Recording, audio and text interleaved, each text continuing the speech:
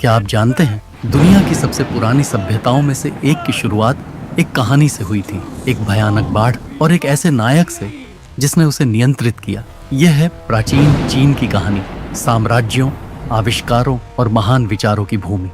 प्राचीन चीन की शुरुआत होती है लगभग 2000 BCE के आसपास, जिसे कहा जाता है शिया वंश।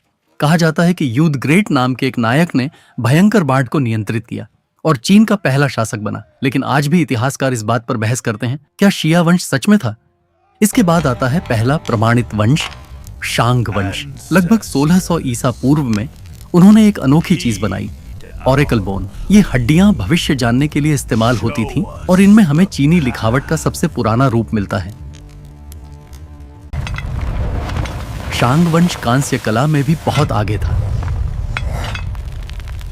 फिर आया जोउ वंश, जो चीन का सबसे लंबा चलने वाला वंश था। इन्होंने एक महत्वपूर्ण विचार दिया, मैंडेट ऑफ हेवन, स्वर्ग का आदेश। इसका मतलब था कि राजा को शासन करने का अधिकार स्वर्ग से मिलता है, लेकिन अगर वह गलत काम करे तो यह अधिकार उससे छीन भी लिया जा सकता है।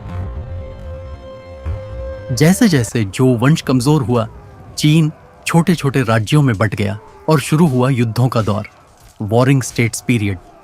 लेकिन इसी समय पैदा हुए महान विचारक कॉन्फ्यूशियस, जो नैतिकता और अनुशासन की शिक्षा दी। लाओ जी, जो प्रकृति के साथ संतुलन की बात बताई। संत जू, जो युद्ध की रणनीतियों के मास्टर थे। 221 ईसा पूर्व में एक शक्तिशाली शासक ने पूरे चीन को एकजुट किया, चिन शी हुआंग। वह चीन का पहला सम्राट बना। उसने शुरू करवाया ग्रेट वॉल ऑफ चाइना का निर्माण और बनाई विशाल टेराकोटा आर्मी। लेकिन उसका शासन बहुत कठोर था और उसका वंश ज्यादा समय तक नहीं चला। इसके बाद आया हान वंश, जिसे चीन का स्वर्ण युग कहा जाता है। यहाँ पर सरकार मजबूत हुई और खुला प्रसिद्ध सिल्क रोड, जिसने चीन को दुनिया से जोड़ा। इसी समय कागज का आविष्कार हुआ, जिसने दुनिया बदल दी।